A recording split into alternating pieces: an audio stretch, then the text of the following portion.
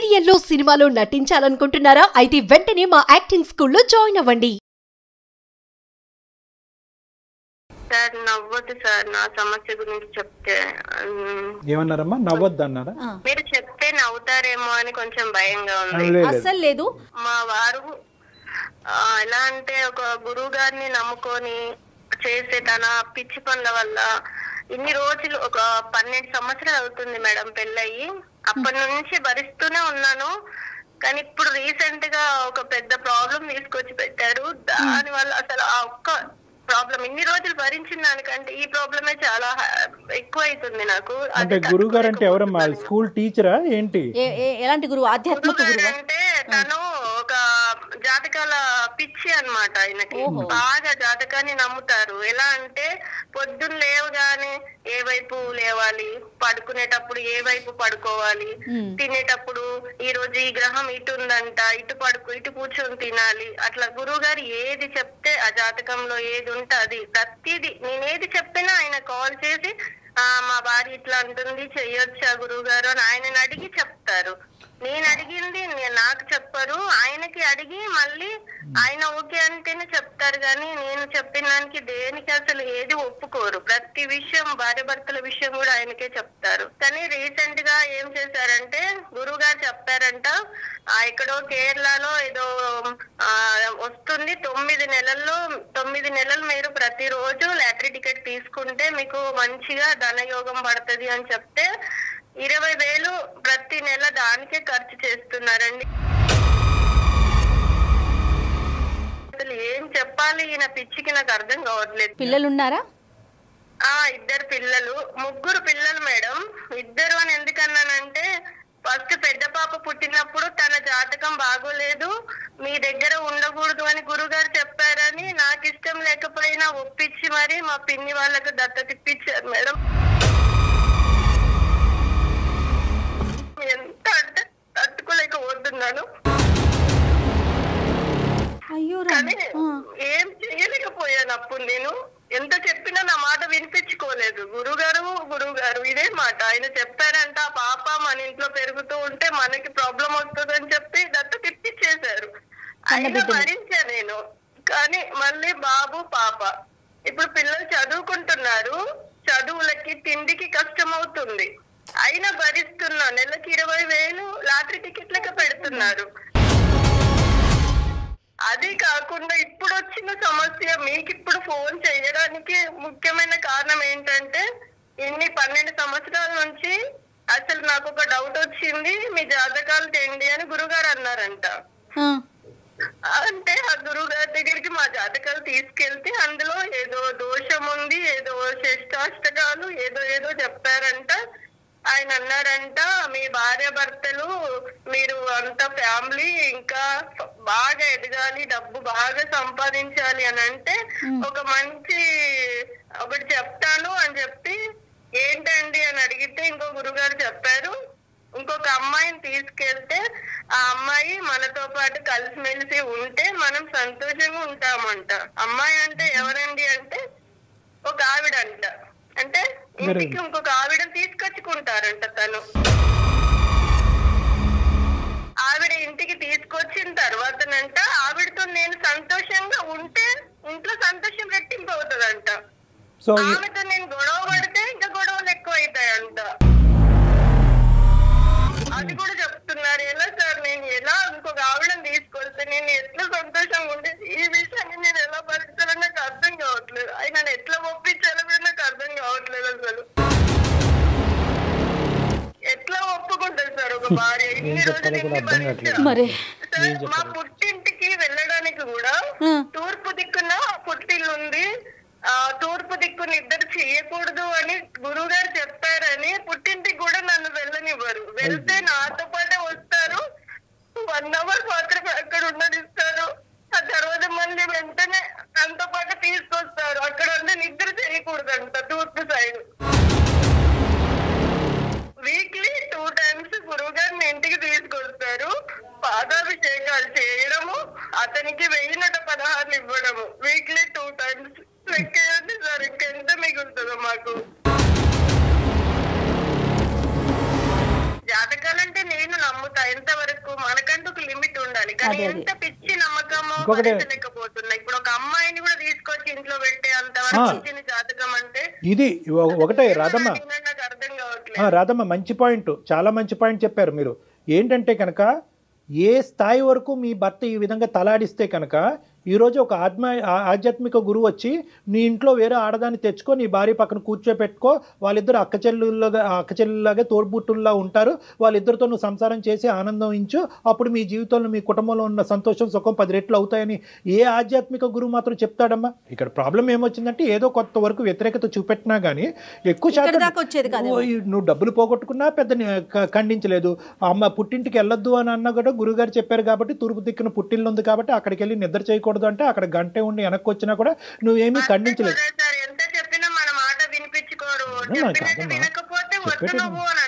ఆ యాంగిల్ వరకు వచ్చిందా? బెదిరించటం ఇటు మీ అత్తగారు వాళ్ళకి తెలుసా అండి? నా కూతుర్ని వేరే వాళ్ళకి దత్తత ఇస్తా అన్నప్పుడు కూడా నేను ఎంత తల్లిలో అతనికి నేను ఎక్స్ప్లెయిన్ చేసి నా భర్త అర్థం చేసుకోలేదు. పరిస్థితిలో ఉన్నానో మీకు అర్థమయ్యే లేదమ్మా. ఇలాంటి వాటికి వస్తే కనుక నిజంగా తెగేంత వరకు వస్తే కనుక తెగేంత వరకు మీరు తీసుకొచ్చినా కూడా తప్పు లేదమ్మా. నీకు అన్న పేగుని వేరే వాళ్ళకి నీకు ఇష్టం లేకుండా దత్తత ఇవ్వటం ఏంటమ్మా? ఆ పాప జీవితం ఎంత నాశనం అవుతుంది. మీ ఆయనకు మూఢనమ్మకం, ఆ మూఢనమ్మకాన్ని నువ్వు తలూపావు, వేరే మీ అమ్మాయిని తీసుకెళ్లి వేరే ఇంట్లో పెట్టావు. రేపొద్దున ఏ కారణం చేత నా కూతుర్ని తీసుకొచ్చి మా సొంత కూతుర్ని తీసుకొచ్చి ఇక్కడ వదిలేస్తుంది మా అమ్మ అనేటటువంటి ఆలోచన రేపొద్దున ఆ పాపకు వస్తే ఎంత భయంకరమైన పరిస్థితి అమ్మా. మీ నాన్నకు మూఢనమ్మకం ఎక్కువ, మీ అమ్మకి ఏం పిచ్చి అని అడుగుతారు సమాజం. రాధగారు, భర్త మాట శిరస వహించటం అంటే మరీ ఇలానా? కన్న బిడ్డని ఇచ్చేసినా ఊరుకోవటం, ఇంట్లోకి వచ్చి పూజలు చేసినా పునస్కారాలు చేసినా ఏం చేసినా యాక్సెప్ట్ చేయటం, లేకపోతే ఇంకొక దాన్ని యాక్సెప్ట్ చేయమంటాం. ఇప్పుడు కదా మీరు ఏం భరించటం అమ్మా? ఎందుకు భరించాలి? మా భరించటం కాదు తల్లి, కట్టబెట్టడం భరించటం మీ తల్లిదండ్రులు చేసినటువంటి ఇవన్నీ పక్కన పెట్టండి. ఇక్కడ మీరు పోరాడాలి. ఇక్కడ మీ బదులు మేము ఎలా పోరాడతాం? మీకు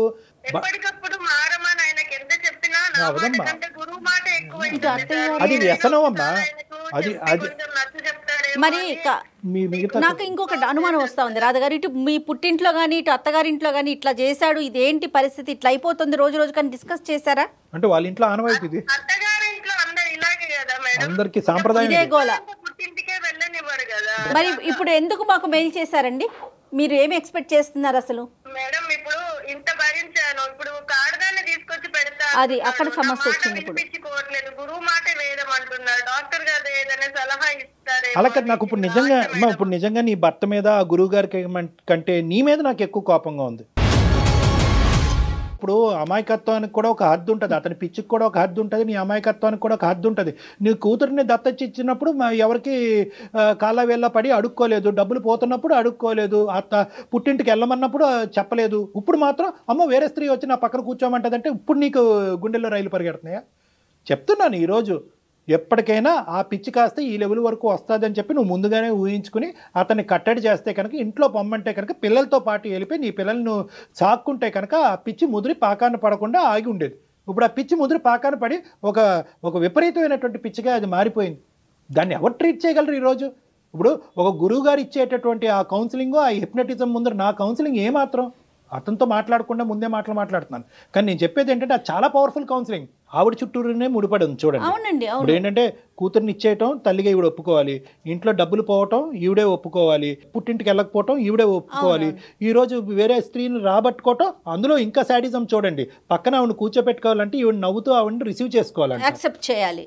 సో ఇవన్నీ కూడా ఏంటంటే ఎక్కడో భరిస్తేనేమో ఇలా పీక్ స్టేజ్ వరకు భరించేస్తున్నారు, లేదంటే చిన్న చిన్న విషయాలకే తిరగబడిపోతున్నారు. ప్రెజెంట్ మనం అవే చూస్తున్నాం కళ్యాణ్ గారు, అలా మారిపోయింది. మరి ఇప్పుడు ఏం చేద్దామమ్మా? డాక్టర్ గారితో ఒకసారి మాట్లాడిద్దామంటారా?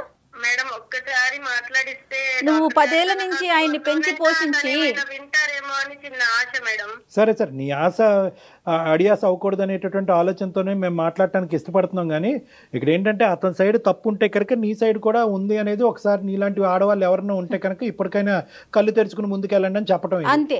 ఈ రోజు ఇది చేయమనేటువంటి నీ భర్త రేపొద్దున నిన్ను ఏదన్నా చేయమంటాడు. ఆ విధమైనటువంటి గురువులు కూడా చరిత్రలో ఉన్నారు.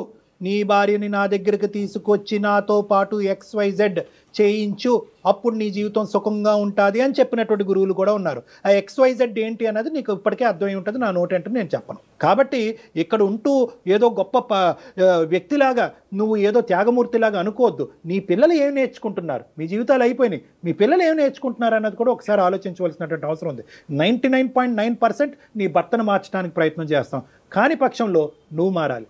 ఎస్, నువ్వు ఎలాంటి నిర్ణయం అయినా తీసుకోవటానికి రెడీగా ఉండాలి. సరే సరే, మరి ఒకసారి ఆయనకి కనెక్ట్ చేస్తారా? డాక్టర్ గారు మాట్లాడే ప్రయత్నం చేద్దాము. ఏం పేరమ్మా అతని పేరు? శర్మ గారు. సరే ఇవ్వండి అమ్మా. పక్కన ఉన్నారా, కలపాలా? ఉన్నారు సార్, పూజలు చేస్తున్నారు లోపల. గురువు గారు చెప్పారంటే ఈ టైంకి పూజలు చేయాలని చెప్పి లోపల చేస్తున్నారు. పిలుస్తాను సార్ ఒకసారి. ఇవ్వండి అమ్మా.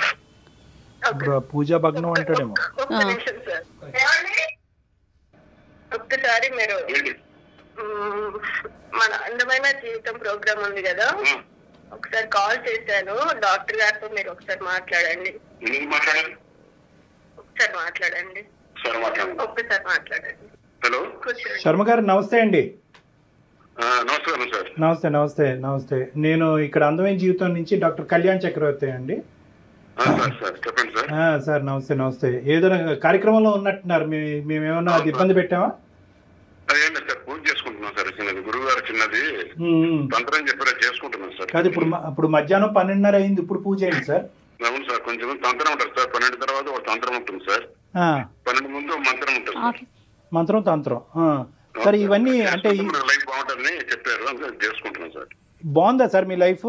బాగుంది సార్, ఉన్నాను సార్. 20,000 ఏమొచ్చి లాటరీ టికెట్లు కొని 15,000తో జీవితాన్ని గడిపించేటటువంటి ఒక మధ్యతరగతి కుటుంబం బాగుందా? లైఫ్ బాగుందా సార్?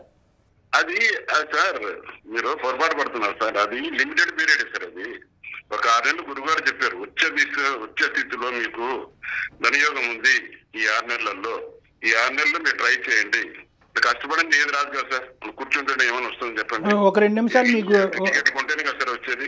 ఏమో సార్, ఏమో నాకు ఈ సబ్జెక్ట్ రాదు సార్. కాదు, ఈ మహిమలు ఏంటో చెప్పండి. మీ గురువు గారు మహిమలు ఏంటో మాకు చెప్తే రేపొద్దున మా ఇంటికి కూడా పిలిపించుకుని మేము కూడా పూజలు చేస్తూ 1000 లేదంటే 1,00,116 సమర్పించుకుంటాం. ఆ గురువు గారి మహిమలు ఏంటో మాకు చెప్పండి సార్. మంచి జరుగుతుంది సార్. ఎలా నమ్మారు మీరు అంటున్నారు కదా. చిన్న ఎగ్జాంపుల్ చెప్తాను సార్. చెప్పండి శర్మ గారు. నేను 10th క్లాస్ చదివిన రోజు సార్ ఎగ్జామ్ రాసి వచ్చాను. గురువారి దగ్గరికి వెళ్ళాను సార్. వెళ్ళి నేను బాగా రాసిన గురువు గారు, నాకు దగ్గర 80% వస్తుందని చెప్పాను. లేదు, నువ్వు ఈ పరీక్షలో క్యారెక్టర్ తప్పుతా ఉన్నాయి సార్. నేను నమ్మలేదు సార్. మొదట నేను చూస్తే నాకు రిజల్ట్స్ వచ్చిన తర్వాత నేను సబ్జెక్ట్ పోయాను, ఒకటి ఫెయిల్ అయిపోయాను. అప్పటి నుంచి కొంచెం స్టార్ట్ అయింది సార్. ఇంకొక ఎగ్జాంపుల్ చెప్తాను సార్. నేను ఏంటంటే మా చిన్నాన్న గారు ఉన్నారు, ఆయన చాలా చౌకగా వస్తున్న స్థలం కొనడానికి వెళ్ళారు. ఆయన గురువు గారు ఏం చెప్పారంటే, నా స్థలం కొంటే మీ చిన్నాన్న గారికి అపశకనం జరుగుతుంది, జాగ్రత్త అన్నారు. కానీ మా చిన్నాన్న గారికి వెళ్ళలేదు సార్. తక్కువ రేటుకి వస్తుందని చెప్పేసి ఎక్కువ రేటు అమ్ముకోవచ్చని చెప్పి రిజిస్ట్రేషన్ అయిపోయింది. కారులో కూర్చున్నాడు.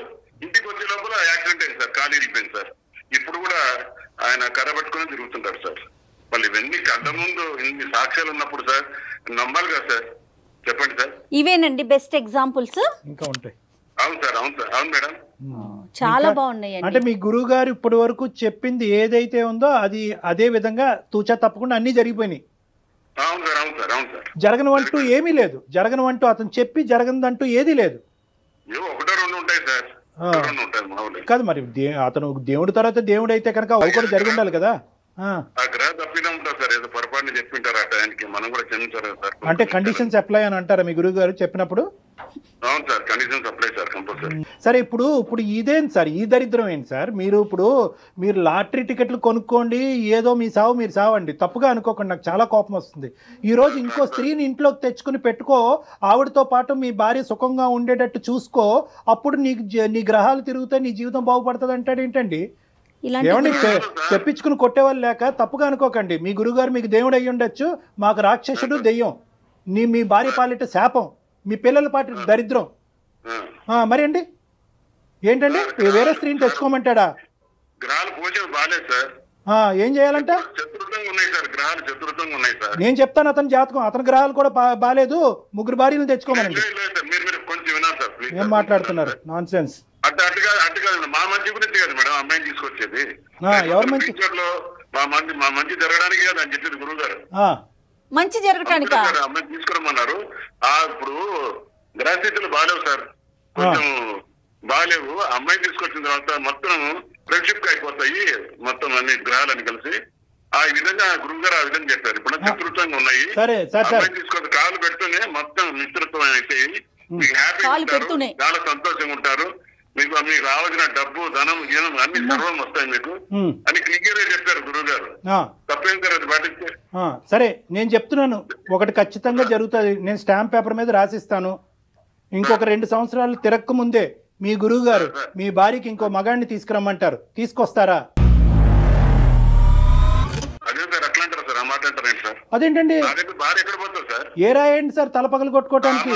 మీ గ్రహాలు అలా మీ గ్రహాలు తిరగటానికి ఇంట్లో ఒక స్త్రీయే కాదు, నీ భార్యకి ఇంకో మొగుడిని కూడా తీసుకురా, నీతో పాటు మీ ఇద్దరు కలిపి ఆ అమ్మాయిని సంతోష పెట్టండి, సుఖ పెట్టండి అని గురువు గారు చెప్తారు. తీసుకొస్తారా? మీకు అనుకూలమైనవి చెప్తారా మీ గురువు గారు? ఆ సంతోషం అనేటటువంటి భ్రమలో అతను పూజలు చేస్తున్నాడు, ఈవిడ పక్క గదిలో ఏడుస్తుంది. అది జీవితం 10 సంవత్సరాల పాటు జరిగేది ఇది. ఏం మాట్లాడతారు సార్ మీరు? చెప్పండి.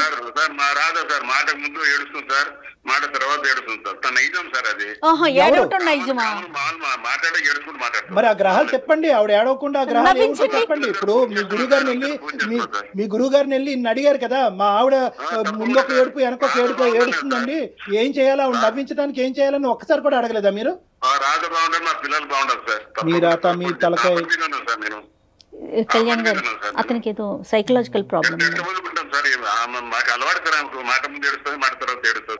కాదు వినండి, ఒకటి ఇప్పుడు మీకు కౌన్సిలింగ్ చేసే కెపాసిటీ నాకు లేదు. కాదు, ఇప్పుడు కౌన్సిలింగ్ మాట అనేది పక్కన పెట్టండి.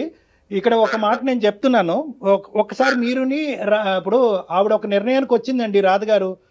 ఆ నిర్ణయం ఏంటన్నది ఆవిడ ఇప్పుడు చెప్పింది. రాధా అమ్మా, రాధా ఉన్నావా? ఏంటి చెప్పమ్మా. తను ఎంత చెప్పినా వినట్లేదు, మాట భరించడం నా వల్ల కావట్లేదు.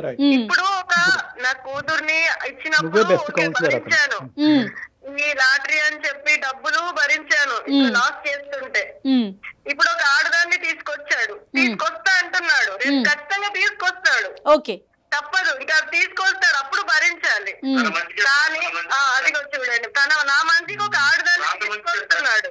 కానీ ఇప్పుడు మన సార్ అన్నారు ఒక మాట, ఇంకొక మగాన్ని కూడా తీసుకొస్తే ఆ ఆలోచన నాకు ఈయన అన్న తర్వాత వచ్చింది. మేబీ చెప్పలేము, రేపు ఇంకో ఆడదాని దగ్గరికి ఇంకొక మొగాడి దగ్గరికి నిన్ను పంపిస్తే ఇంకా బాగుంటుంది మన లైఫ్. 1 కోటి కాదు 2 కోట్లు వస్తాయి అన్న పంపిస్తాడు తను. నీ మానసిక పరిస్థితి అలాగే ఉంది. అలాగే ఇప్పుడు నా పిల్లలు నాకు ముఖ్యం మేడం. గురువు గారు చెప్పరు అట్లా. నా పిల్లలు నాకు ముఖ్యం. ఇంకా తను మారరు అని నాకు ఒకటి అర్థమవుతుంది. ఈ మెంటల్ టెన్షన్ ని నేను భరించలేకపోతున్నా రోజు. నా పిల్లల భవిష్యత్తు బాగుండాలి అనుకుంటే నేను తినతో ఉండాలనుకోవట్లేదు మేడం. ఇంకా శర్మ గారు వింటున్నారా? నా కూతుర్ను కూడా తెచ్చుకొని నా 3 పిల్లలతో నేను నా తల్లిదండ్రి తూర్పు వైపుకున్న వాళ్ళ దగ్గరికి వెళ్ళొద్దు అన్నాడు కదా, అక్కడికి వెళ్ళి బ్రతుకుతాను మేడం. అక్కడికి వెళ్ళి బ్రతుకుతాను. చెప్పాలో అర్థం కావట్లేదు. మేమందరం అక్కడ సంతోషంగా ఉంటాం. కాదు, నువ్వు ఎందుకు ఇనీషియల్ గా చెప్తున్నప్పుడే స్టార్టింగ్ చేస్తున్నప్పుడే దయచేసి నవ్వద్దు అని అన్నావు. ఇప్పుడు అర్థం అవుతుందమ్మా మాకు. నిజంగా ఒక పక్క నుంచి బాధతో మేము కుమిలిపోతున్నా కూడా ఇంకొక పక్క నుంచి నవ్వు ఆగట్లేదు మాకు. అంటే నిజం సార్, నా జీవితము చూసి 10 మంది కాదు 1000 మంది తెలుసుకొని ఆడవాళ్ళు ఇప్పటికైనా బుద్ధి తెచ్చుకోవాలి. ఆమె ఇది స్థాయి దాటిపోయింది, మాటకు విలువిచ్చేటటువంటి స్థాయి నుంచి ఇంకో లెవెల్కి వెళ్ళిపోయింది. ఒకే ఒక చిన్న దీపం ఏంటంటే కనుక, శర్మ గారు ఉన్నారా లైన్లో? శర్మ గారు, మీ మాటలో ఓకే, మీ ప్రవర్తనలో విచిత్రమైనటువంటి తత్వం కానీ భయంకరమైనటువంటి తత్వం కానీ ఇంకో విధంగా ఇవన్నీ మాకు కనిపించినా కూడా ఎక్కడో మీ మాటలో ఆ కఠినత్వం లేదు, మీ యొక్క వ్యవహారంలో మరీ అంత భయంకరమైనది లేదు. ఇక్కడ ఏదో మీకు తెలియకుండానే జరుగుతుందేమో, ఇది ఏమన్నా ఒక సైకలాజికల్ డిసార్డర్ ఏమో అనేటటువంటిది నాకు బలంగా అనిపిస్తుంది. అంటే మనకు కడుపు నొప్పి వస్తే గ్యాస్ట్రోఎంటరాలజిస్ట్ దగ్గరికి వెళ్తాము, గుండె నొప్పి వస్తే కార్డియాలజిస్ట్ దగ్గరికి వెళ్తాం. కొన్ని సందర్భాల్లో మనం తీసుకునేటటువంటి నిర్ణయాల వల్ల మన జీవితంలో సంతోషం సుఖం ఉందో లేదో తెలియదు, కానీ మన అందరూ మన చుట్టుపక్కల ఉండేటటువంటి వాళ్ళందరూ ఏడుస్తున్నారు అంటే కనుక మన నిర్ణయంలో ఏదో లోపం ఉంది, మన ఆలోచనలో లోపం ఉంది, మన పరిస్థితిలో ఏదో లోపం ఉంది, ఇది ఒక డాక్టర్ దగ్గరికి వెళ్ళి క్లారిఫై చేసుకోవాలని అనుకుంటారు. ఆ వ్యక్తే సైకియాట్రిస్ట్. సో ఈరోజు నేను ఆ స్థానంలో నిలబడ్డా, నేను ఆ స్థానంలో ఉన్నా. మీ భవిష్యత్తు దృష్ట్యా మీ భార్య భవిష్యత్తు, ఈ కుటుంబం పిల్లల భవిష్యత్తు దృష్ట్యా ఒక్కసారి నేను చెప్పినటువంటి మాటలు ఆలోచించండి. బహుశా మీరు డైరెక్ట్గా వచ్చి నా ఎదురుగుంటా కూర్చుంటే వాస్తవానికి ఇక్కడ ఏంటి ఆ ప్రాబ్లం అనేది నేను ఇంకా వివరంగా చెప్పగలను మీకు. నెంబర్ 1. నెంబర్ 2 ఏంటంటే నా మాట వినండి. ఈ నమ్మకం అనేటటువంటిది నమ్మకం కాస్త మూఢనమ్మకం అయ్యి, మూఢనమ్మకం కాస్త పిచ్చి నమ్మకం అయ్యి, పిచ్చి నమ్మకం కాస్త ఈరోజు జీవితాల్ని ప్రాణాలని తీసేటటువంటి పొజిషన్కి వచ్చింది అంటే కనుక దీన్ని వాడేటటువంటి పదం దురదృష్టం కొద్ది పిచ్చి అని అంటారు. దీన్ని మెంటల్ హెల్త్ ప్రాబ్లం అంటారు. కాదు వినండి ఒక్క నిమిషం. సరే, పిచ్చి అనేటటువంటి పదం ఇష్టానుసారం వాడుతున్నారు కాబట్టి అందరికీ కోపం రావచ్చు. ఇది ఒక ఇమోషనల్ డిసార్డర్. నా మాట వినండి ఒక్క 2 నిమిషాలు నా మాట వినండి. నా మాట తప్పైతే కనుక నేను మీరు ఏది చెప్తే ఆ విధంగానే నేను చేస్తా. నా మాట విని మీరు నా దగ్గరకు వస్తే కనుక నేను చెప్పేటటువంటి వివరణ విని ఏ విధంగా మీరు ఇలా మలుపు తిప్పబడ్డారు, ఏ విధంగా మీ ఆలోచన శైలి మారిపోయింది, దానికి నేను చెప్పేటటువంటి ఆలోచన శైలికి మార్చేటటువంటి ఒక మెడిసిన్ అనేది ఉంది. ఆ మెడిసిన్ వాడదాం. ఒక నెల 15 రోజులు వాడండి. నా మాట వినండి. తప్ప ఒప్ప అనేటటువంటిది పక్కన పెడదాం. మీరు దేవుణ్ణి నమ్ముకున్నారు, నేను దేవుణ్ణి నమ్ముకున్నాను. ఆ దేవుడే నిర్ణయిస్తాడు ఒక 45 రోజుల తర్వాత ఏం జరుగుతుంది అనేది. నేను పెట్టేటటువంటి ట్రీట్మెంట్ మీరు వాడండి. మీ ఆలోచన అప్పటికీ కూడా ఇలా ఉంటే కనుక నీ భార్య ఏం నిర్ణయం తీసుకుంటే ఆ నిర్ణయం తీసుకుంటుంది. మీ తలరాత ఎలా ఉంటే కనుక ఆ గురువుగారు నిర్ణయిస్తారు. కాబట్టి ఆ దారిలో మీరు పోండి. నాకు ఒక 6 వారాలు టైం ఇవ్వండి. ఒక 6 వారాలు మీరు నేను చెప్పినట్టుగా వినండి. ఒక 6 వారాల పాటు నేను చెప్పేటటువంటి ట్రీట్మెంట్ మీరు తీసుకోండి. అతను ఓకే అని అధికారంగా చెప్పాడు. అర్థం కాలేదు. అమ్మ రాధా ఏమంటున్నారమ్మా? అంటే అతను ఫేస్ కనిపించట్లేదు కదా, ఎటకారంగా చెప్పాడా లేదంటే యాక్సెప్ట్ చేశారా? గురువు గారు తప్ప ఆయన కళ్ళకి ఎవ్వరు కనిపించరు సార్. గురువు గారి మాటలు తప్ప ఎవరి మాటలు వినిపించరు. శర్మ గారు ఎటకారమా వస్తారా?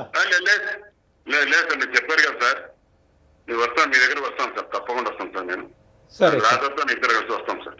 సరే ఓకే రాధమ్మ, ఒక్క నిమిషం. ఈ ఒక్క ఆఖరి ప్రయత్నం చేద్దాం. నా నమ్మకం నాది. ఇలాంటి మూఢనమ్మకాలు, ఇటువంటి పిచ్చితనాన్ని తీయడానికి ట్రీట్మెంట్ ఉంది. మందుల పరంగా ట్రీట్మెంట్ ఖచ్చితంగా ఉంది. ఆ ప్రయత్నం ఒకసారి మనం చేద్దాము. అతను వస్తా అంటున్నాడు కాబట్టి. కాకపోతే ఇంత పీక్ స్టేజ్ కి వెళ్ళిన వాళ్ళు, అమ్మ రాధా మీరు పక్కనే ఉన్నారు కదా, విడిగా ఉన్నారా? అతను లేరు కదా? సరేనండి. సరే కాదు డాక్టర్ గారు, ఇంత పీక్ స్టేజ్ కి వెళ్ళిన మనిషిని మనం ట్రీట్మెంట్ ద్వారా బయటకు తీసుకురావచ్చండి? చేయొచ్చు మేడం, ఖచ్చితంగా చేయొచ్చు. ఖచ్చితంగా ట్రీట్మెంట్ ఇవ్వచ్చు. ఇలాంటి వాటికి కూడా ట్రీట్మెంట్ ఇవ్వచ్చు. Counselling plus medication. అంటే ఈ ఆలోచన ఇంత బలంగా నాటుకుపోవటానికి కూడా డోపమిన్ అనేటటువంటి ఒక కెమికల్ కారణం అనమాట. బిలీఫ్స్ అంటారు, డెల్యూజన్స్ అంటారు. ఆ కెమికల్ కారణం. ఆ కెమికల్ ని ట్రీట్మెంట్ చేసేటటువంటి పద్ధతులు ఉన్నాయి, మెడిసిన్స్ ఉన్నాయి, అవకాశాలు ఉన్నాయి. చాలా హ్యాపీగా అనిపిస్తోందండి. అతను ట్రీట్మెంట్కి వస్తాడో రాడో నాకు తెలియదు, కానీ ట్రీట్మెంట్ ఉంది అని మీరు చెప్పడమే సంతోషం అనిపిస్తా ఉంది. ఎందుకంటే అంత పీక్ స్టేజ్ లోనా, హై లెవెల్ కి వెళ్ళిపోయాడు కదా అతను. రాధమ్మ, అప్పుడు డాక్టర్ గారు చెప్పినట్లుగా ఒక్కసారి ఆలోచించండి. మీరు ఫైనల్ డెసిషన్ కి రాకండి. ఎట్లయినా సరే అతన్ని డాక్టర్ గారి దగ్గరికి తీసుకొచ్చే ప్రయత్నం మాత్రం చేయండి మీరు. మేడం నా ప్రయత్నం నేను చేస్తాను మేడం, తీసుకురావడానికి నేను ప్రయత్నిస్తాను మేడం. నేను ఫోన్ చేస్తాను. ఒకసారి ఆయన నెంబర్ పర్సనల్ గా పెట్టండి నాకు, డాక్టర్ గారు పర్సనల్ గా మాట్లాడతారు. మీరు ధైర్యంగా ఉండండి.